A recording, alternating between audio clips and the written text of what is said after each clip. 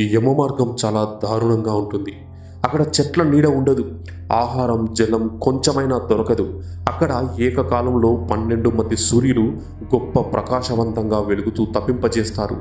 అది పాపాత్ములను బాధించడానికే. ఇంకా ఈ మార్గంలో చలిగాలి వైపరీత్యం ఇంతింత అని చెప్పజాలము. ఒక్కొక్క చోట కాళ్ళలో దిగే ముళ్ళు, ఒక్కొక్క చోట విషపూరితాలైన పాములు, తేళ్లు, మరికొన్ని చోట్ల కుక్కలు, పెద్ద పులులు, సింహాలు కరుస్తాయి. కొన్ని చోట్ల అగ్ని దహిస్తుంది. అలాగే ఈ దారిలో అసిపత్రవనం అని ఒకటి ఉంటుంది. దీని పొడవు 2000 యోజనాలు.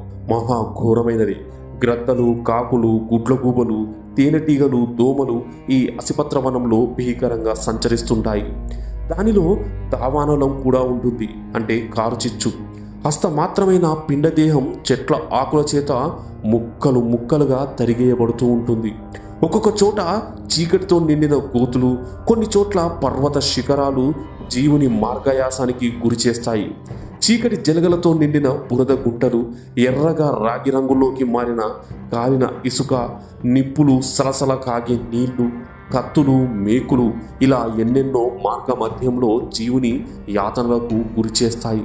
ఇవి కాక చీము, నెత్తురు, మలము, మూత్రము వంటి అసహ్యకరమైన వాటిలో దారిలో కూలబడుతూ నడవవలసి వస్తుంది. అన్నిటికంటే ముఖ్యమైనది వైతరణి నది. యమ మార్గ మధ్యంలో ఇది 100 ఆమడలు ప్రవహిస్తుంటుంది.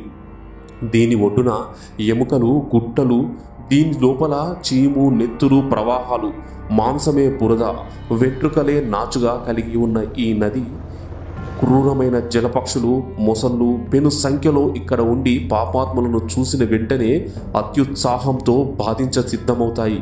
సూదుల్లాంటి ముక్కులు గల పురుగులు, వజ్ర సమానమైన ముక్కులు గల గద్దలు, బొంతకాకులు, నీటి కోతులు, జలగలు, మాంస భక్షణ చేసే చేపలు, తాబేళ్లతో నిండి ఉంటుంది.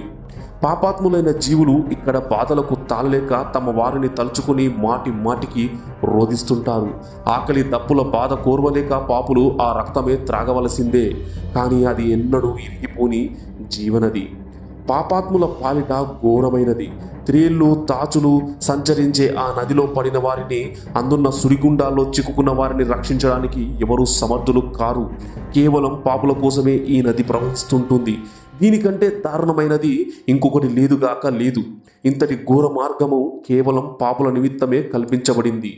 ఇంకా చాలా ఉంది, అది నెక్స్ట్ పార్ట్లో విందాం.